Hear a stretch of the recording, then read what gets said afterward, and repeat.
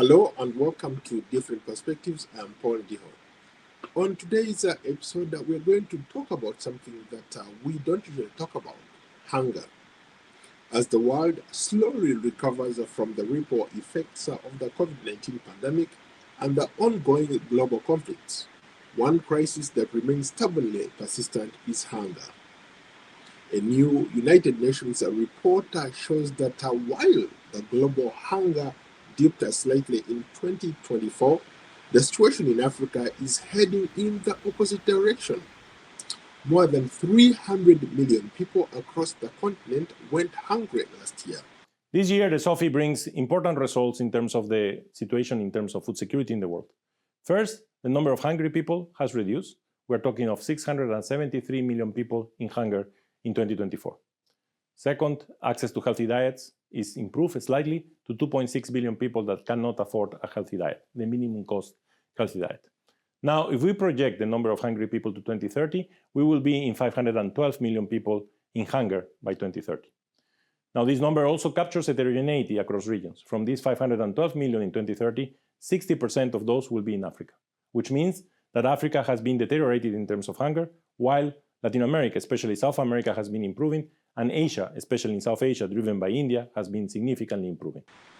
So let's dive deeper and look at what's fueling this crisis and how countries like Chad are fighting back. This report was released during the UN Food System Summit in Addis Ababa last week. The State of Food Security and Nutrition in the World 2025 report reveals that 8.2% of the global population, about 673 million people, faced hunger in 2024. Latin America and parts of Asia improved, and thanks to strong social protection programs, but in Africa, hunger surged, with over 1 in 5 people undernourished. In the case of Africa, where we are facing significant challenge because the numbers of hungry people are increasing, the situation is not where it should be because of several drivers and the key drivers. No? The first one of all is conflict.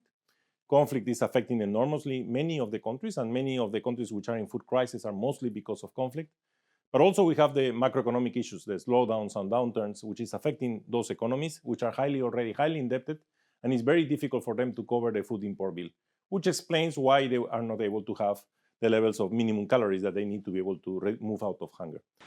In Chad alone, 3.3 million people faced acute food insecurity, driven by climate shocks, conflict spillovers from Sudan, and high food prices.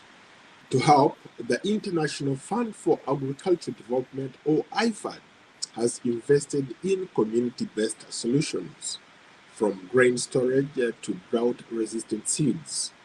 Increasing hunger in Africa is extremely concerning. The hunger and food security situations in Africa should be an alarm call to all of us. 20% of the population are undernourished, and 59% of the population are food insecure. These figures are more than double than the global averages. Analysts say if nothing changes, nearly 60% of the world's hunger could be in Africa by 2030. That's like 5 years away. This is not just a warning, but a wake-up call. We want to know what you think about this report released last week during the UN Food System Summit in Addis Ababa, the State of Food Security and Nutrition in the World in 2025, which reveals that 8.2% of the global population, about 673 million people, faced hunger in 2024.